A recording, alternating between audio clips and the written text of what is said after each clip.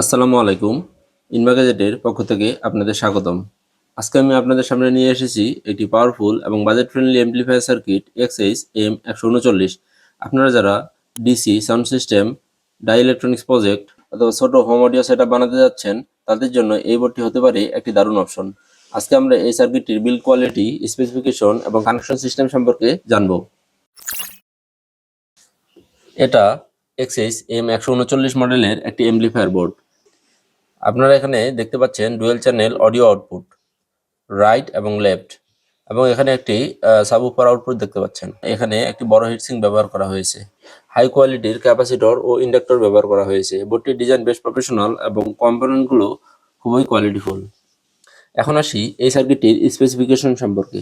এই সার্কিটে original TPA 3116 ব্যবহার করা হয়েছে। আমি সার্কিটটি খুলে আপনাদেরকে দেখিয়ে দিচ্ছি যে এই সার্কিটটিতে অরিজিনাল টিপিএ 3116, ফলে আপনারা একটি স্মুথ এবং পাওয়ারফুল অডিও আউটপুট পাবেন। ইনপুট ভোল্টেজ এখানে আপনারা 12 থেকে 24 ভোল্ট ইনপুট দিতে পারবেন। Output power 50 × 50 watt, dual channel output 100 watt পর্যন্ত আপনারা আউটপুট পাবেন। এখানে বেস, ভলিউম এবং ট্রাবল কন্ট্রোলের জন্য 3টি নোব ব্যবহার করা হয়েছে। তবে মনে রাখবেন, এই সার্কিটে 100 ওয়াট আউটপুট পেতে হলে আপনাকে অবশ্যই ভালো মানের 24 ভোল্টের পাওয়ার সাপ্লাই ব্যবহার করতে হবে। এখন আমি দেখিয়ে দিচ্ছি এই সার্কিটটি কিভাবে আপনারা কানেকশন করবেন। এখানে আপনারা একটি ডিসি সকেট দেখতে পাচ্ছেন। এখানে আপনারা 12 থেকে 24 ভোল্ট ইনপুট দিতে পারবেন। পজিটিভ এবং নেগেটিভ পোলারিটি দেখে আপনারা ইনপুট দিবেন।